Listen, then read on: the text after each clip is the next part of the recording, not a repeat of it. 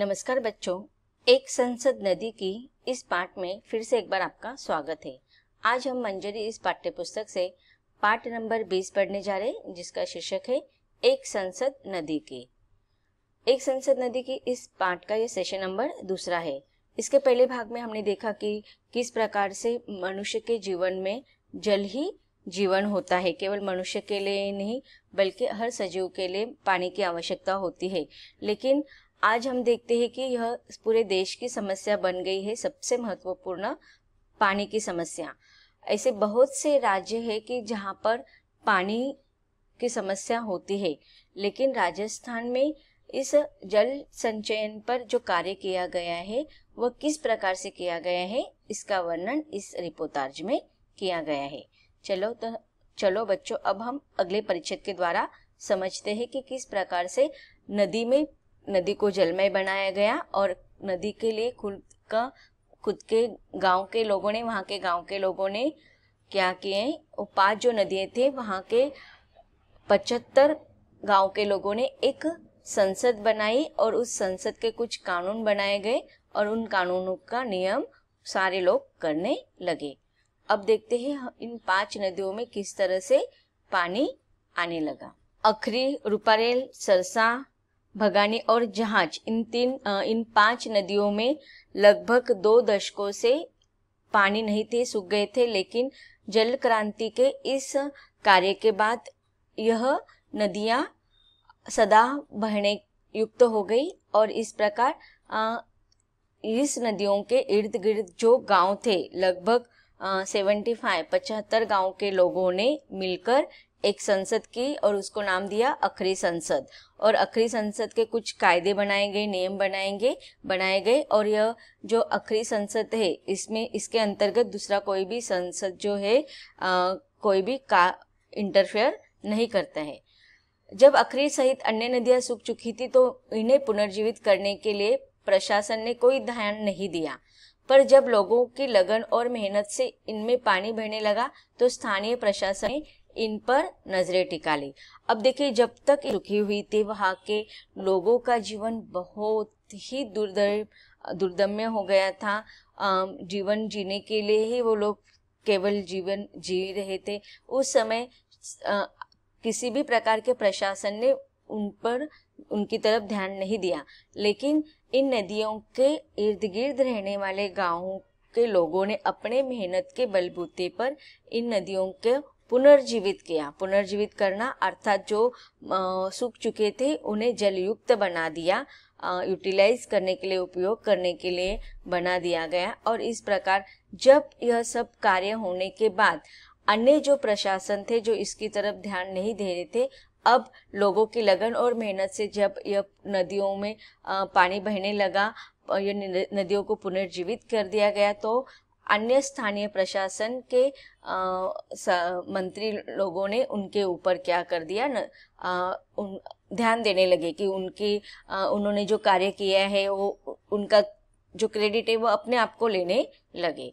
एक ठेकेदार को अखरी में मछली मारने का ठेका दे दिया गया, पर वह ठेकेदार अपने दल के साथ हमीरपुर गांव पहुंचा तो गांव वालों ने पूरी एकता से उसको विरोध किया। ठेकेदार को तब गांव वालों ने अपनी संसद के बारे में बताया और साथ ही गिना दिया नियम भी। ठेकेदार के पास चुपचाप चले जाने के अलावा कोई रास्ता नहीं था। अब देखिए, जो संसद बनाया गया था इन गांवों के लोगों ने, तो इस संसद के नियमों के अनुसार इस नदी से संबंधित, इस पानी से संबंधित या जो भी गांव से संबंधित जो भी कुछ काम होगा वो सिर्फ इस संसद के अनुसार ही चलेगा। इसलिए अन्य संसद हो, चाहे वह राज्य का संसद हो, स्थानीय प्रशासन का संसद हो, किसी भी प्रकार के लोग यहाँ पर आकर उसके अंदर अपने फायदे की बात नहीं कर सकते थे। इसीलिए यहाँ पर एक उदाहरण दिया गया कि अन्य ठेकेदार वहाँ पर आए थे तो गाँव वालों ने किस प्रकार से उनको वहाँ पर आने के लिए मना कर दिया और अपने संसद के कायदे कानून उनको बता दिए और वहाँ उस समय उस ठेकेदार को वहाँ से चला जाना पड़ा। दुख और कमजोरी में समाज का साथ देने वाले के विचार से राजेंद्र सिंह अक्टूबर 85 में राजस्थान के अलवर जिले के किशोरी गांव में पहुंचे थे। अब देखिए यहाँ पर किस प्रकार से इन नदियों को जल जीवन मिला है, पुनर्जीवन मिला है, इसका वर्णन किया गया है। किसके द्वारा यह कार्य आरंभित किया गया, इसका वर्णन इस परिच्छेद में किया गया है। राजेंद्र सिंह अक्टूबर 85 को राजस्थान के अलवर जिले के किशोरी गांव में आए थे और उस समय वह एक समाज सेवक थे। समाज का साथ देने के लिए, दुख और कमजोरी समाज का साथ देने के लिए वह समाज सेवक के रूप में मानव हित करने के लिए वहां पर पहुंचे थे। वे समाज को शिक्षित करना चाहते थे। अब वो किस उद्देश्य से आए थे कि राजस्थान के अलवर जिले के गांव के जो लोग थे वह अशिक्षित थे, अनपढ़ थे, गंवार थे, तो उन्हें शिक्षा का महत्व बताने के लिए, उनको साक्षर करने के लिए, उस समाज के उन गांव के लोगों को सुशिक्षित करने के लिए वहां पर पहुंचे थे कि उन्हें लगा था कि अगर इन लोगों के बीच में अगर शिक्षा का प्रसार हो जाएगा तो उनके जीवन का विकास हो जाएगा और इसीलिए समाज को शिक्षित करने के उद्देश्य से वे वहां आए थे। यहाँ आकर उनका शिक्षा के पूर्वग्रहों का किला टूट गया, लेकिन जब वहां पर वह पहुंचे तो जिस शिक्षा के कार्य को वह वहां पर करने के लिए आए थे तो उससे संबंधित उनका जो निर्धार था, उनका जो ग्रह था वह थोड़ा ढीला पड़ गया। क्यों टूट गया? क्योंकि क्या हो गया था कि गांव के बुजुर्गों ने उन्हें एक बड़ी नेक सलाह दी। अब देखिए वहां पर सबसे बड़ी समस्या क्या थी। जाने के बाद, राजेंद्र सिंह को वहां पर जाने के बाद यह अनुभव हुआ कि वहां के लोगों के जीवन में बहुत, इससे भी शिक्षा से ज्यादा जीवनोपयोगी जो अत्यावश्यक आवश्यकताएं होती है वही उन लोगों के पास नहीं है। सबसे महत्वपूर्ण समस्या थी कि पानी की, लोगों को पानी की समस्या इतनी बड़ी थी कि पीने का पानी ही उनके पास नहीं था। तो शिक्षा से ज्यादा उनको यह समस्या बहुत ही महत्वपूर्ण लगी और वहाँ गांव के बुजुर्गों ने उन्हें बहुत अच्छी सलाह दी। क्या सलाह दी थी कि पढ़ाई से पहले पानी ला दो। सूखे से बरसों से जूझ रहे उन बूढ़े लोगों के ज्ञान और समाज की दशा को देखकर राजेंद्र सिंह को ये बात जज गई। अब देखिए वहाँ के जो बड़े बुजुर्ग थे उन्होंने अपने अनुभव को बताया कि सैकड़ों सालों से यहाँ पर लोगों को पानी की आवश्यकता है। अगर आप शिक्षा का योगदान यहाँ पर करने के लिए आए हैं, शिक्षा का कार्य यहाँ पर करने आए हैं, तो उससे पहले आपको लोगों के पानी की समस्या को छुड़वानी होगी। जब इस समस्या को आप छुड़वाएंगे तब जाके ये लोग शिक्षा के बारे में सोच पाएंगे। तो इसीलिए वह कहते हैं कि बुजुर्गों ने उनको अच्छी सलाह दी कि आप पढ़ाई से पहले पानी की समस्या को सॉल्व करो। सूखे से बहुत बरसों से यहाँ पर सूखे की समस्या आ गई, अकाल का समस्या है। समाज की दशा को देखकर फिर राजेंद्र सिंह को भी यह बात ठीक लगी। उन्हें लगा इस समाज को वाकई पढ़ाई से पहले पानी की जरूरत है।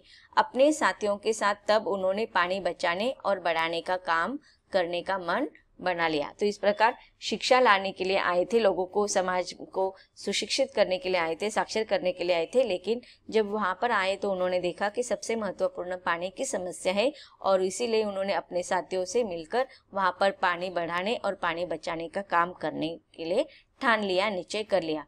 अब सवाल था कि आखिर यह सब होगा कैसे।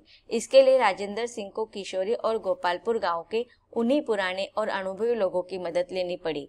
गांव के लोगों ने इन्हें पारंपरिक जल प्रबंधन की पुरानी विधियों की विस्तार से जानकारी दी। अब देखिए यहाँ पर जब राजेंद्र सिंह पहुंचे तो उन्होंने देखा कि पानी की समस्या सबसे पहले हमें देखनी होगी, उसका निवारण करना होगा। तो वहां पर उन्होंने किशोरी और गोपालपुर गांव के जो बुजुर्ग लोग थे, पुराने लोग थे, अनुभवी लोग थे, उनकी सहायता ली। उनके सहायता से उन्हें समझ में आ गया कि पारंपरिक जल प्रबंधन की व्यवस्था हमें करनी होगी, पुरानी विधियों को हमें समझना होगा और उसका विस्तार करना होगा। मशवरा बहुत ही सीधा साधा था, जो सलाह दी गई थी बहुत ही सीधा साधा था। तो उसके अनुसार उन्होंने क्या किए, छोटे छोटे बांध बनाने के लिए उनको सुझाव दिया गया। फिर इसका अगला सुझाव था सूखे हुए कुएं बावड़ियों को घर आकर उन्हें फिर से जीवित किया जाए। अब देखिए जहाँ पर भी जो जमीन ऐसे ही पड़ी हुई थी, वहां पर किसी भी उस जमीन का उपयोग नहीं हुआ जा रहा था, उन जमीनों को खोदकर बांध बनाने के सुझाव हुआ। फिर दूसरा सुझाव क्या दिया गया कि जो कुएं और बावड़ियां सूख चुके हैं, उनमें बिल्कुल भी पानी नहीं है, तो उनके कचरे से या मिट्टी से वह गहरे हो चुके, तो कचरा निकालकर वह जमीन खोदकर उसे और नीचे खोदा जाए, जिससे कि उसके अंत तक पानी आरंभ हो जाए। और इस प्रकार जो कुएं और बावड़े सूख चुके थे उनको जीवित किया गया। इसके साथ ही जोहड़ बनाए जाए। जोहड़ का अर्थ क्या होता है कि कच्चे तालाब एक पूरा रूप होता है, लेकिन कच्चा तालाब मतलब उसको तालाब बनाने के लिए पहला आरंभ किया जाए। तो जोहड़ बनाए दिए गए, छोटे छोटे बांध बनाने के आइडिया आ गई, सुझाव दिए गए, कुएं बावड़ियों को खोदकर उसको जीवित किया गया। फिर नदियों को जिलाया जाए। सीधा गणित बरसाती पानी के प्रबंध का था। अब देखिए इस प्रकार से बहुत सारे सुझाव उनके पास आया। फिर अब ये पानी कब आना शुरू होगा, जब बरसात का पानी आएगा, अर्थात वर्षा ऋतु में। यह वर्षा ऋतु तक यह सारी चीजें प्रबंध जो उन्होंने सुझाव किए थे हो जाने चाहिए, क्योंकि बरसात का पानी जब आएगा तो यह सारे पानी छोटे छोटे बांध में बरसात के पानी वहां पर इकट्ठा हो सकेगा, कुएं बावड़ियों में बरसात का पानी इकट्ठा हो जाएगा, जो जोहड़ बनाए जाएंगे वो कच्चे तालाबों में पानी इकट्ठा हो जाएगा। तो इस प्रकार से सीधा गणित था बरसाती पानी के प्रबंध का। तो बरसात के पानी का उपयोग हो जाए, वह ऐसे ही बहकर वेस्ट न जाए, इसके पहले ही यह सारा प्रबंध हो चुका था। प्रबंध इस तरह की बारिश का पानी बहकर बेकार न जाए, उस पानी को छोटे छोटे बांध और एनीकट बनाकर रोक लिया जाए। जब पानी रुकेगा तो वही धरती में समा जाएगा। अब देखिए इस प्रकार से यह बहुत ही पूर्व कल्पना के साथ नियोजनबद्ध कार्य करना आरंभ कर दिया गया कि बरसात आने से पहले यह सारा प्रबंध हो जाना चाहिए था। तो इसका उपयोग क्या किया उन्होंने, बरसात के पहले ही जूहड़ बनाना आरंभ कर दिया था, छोटे छोटे बांध बनाना आरंभ कर दिया था। फिर एनीकट बनाकर कि जैसे आकार छोटे छोटे आकार में यह बांध बनाए गए थे, उसे एनीकट कहा गया है।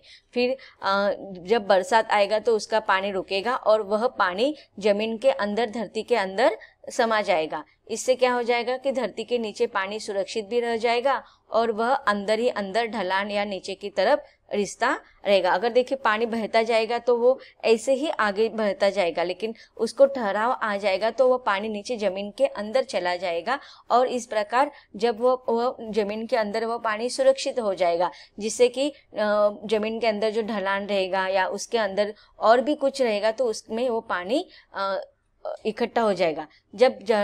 जब जमीन के अंदर पानी बना रहेगा और धीरे धीरे आगे या नीचे की ओर बढ़ेगा तो आसपास के कुओं का जलस्तर उठेगा। अब देखिए आप जब कुएं के अंदर जो पानी होता है ना, वो किस प्रकार से आता है।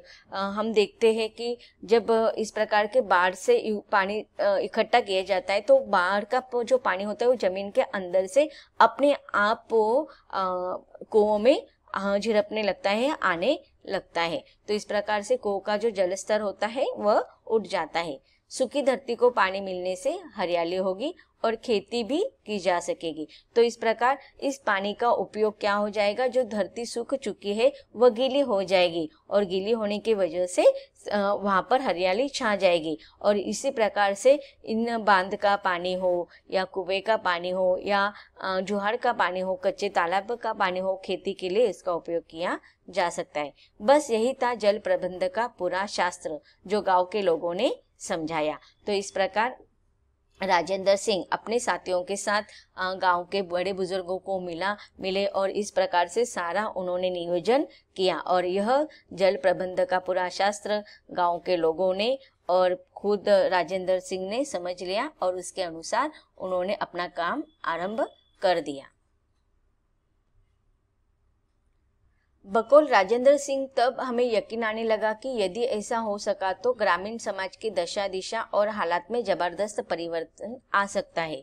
ग्रामीण जीवन के आधार कृषि और पशु ही तो है। अब देखिए यहाँ पर राजेंद्र सिंह अपनी राय बता रहे हैं कि अगर इस प्रकार का जो जल प्रबंधन का नियोजन किया है अगर वह हो जाएगा तो इससे सबसे बड़ा जो परिवर्तन होगा वो ग्रामीण जीवन पर होगा, क्योंकि ग्रामीण जीवन का जो मूल आधार होता है वो कृषि होता है, अर्थात खेती होता है और पशु होता है, और खेती और पशु दोनों के लिए पानी की बहुत ही आवश्यकता होती है।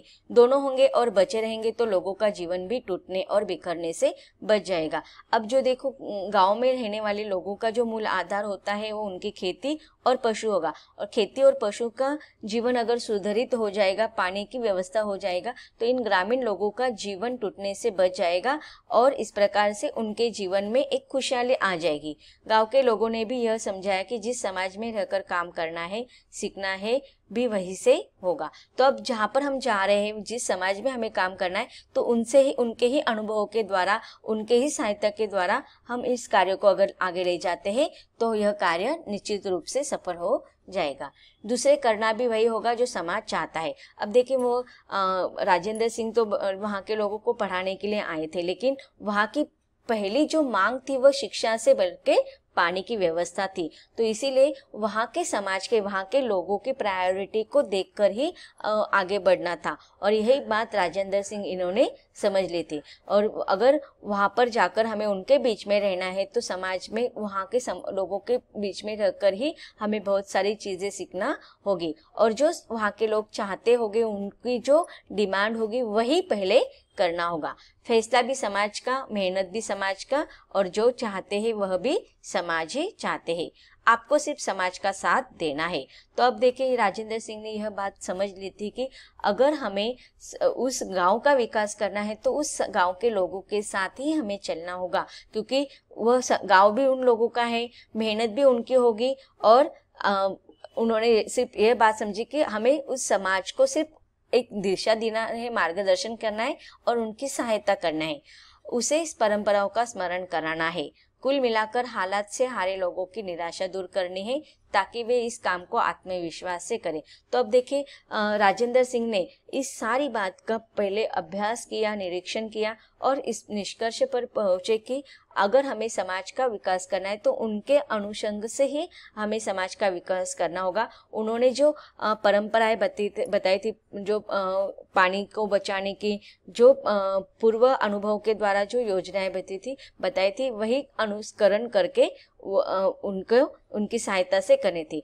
अब लोगों के जीवन में जो निराशा आ गई थी, उनके अंदर आत्मविश्वास बढ़ाना था, और इसी के लिए पहले लोगों का मन बनाना होगा। उन्हें काम और काम के तरीके और इससे मिलने वाले लाभ के बारे में समझाना पड़ेगा। तो यह सारे बात राजेंद्र सिंह ने समझ ली कि हमें काम की शुरुआत कैसे करना है, कौन से तरीकों को, कौन से पद्धतियों को हमें आरंभ करना है, और उन समाज के लोगों को यह सारे बातें समझाकर उनके सहायता से ही यह कार्य आरंभ हो सकता है।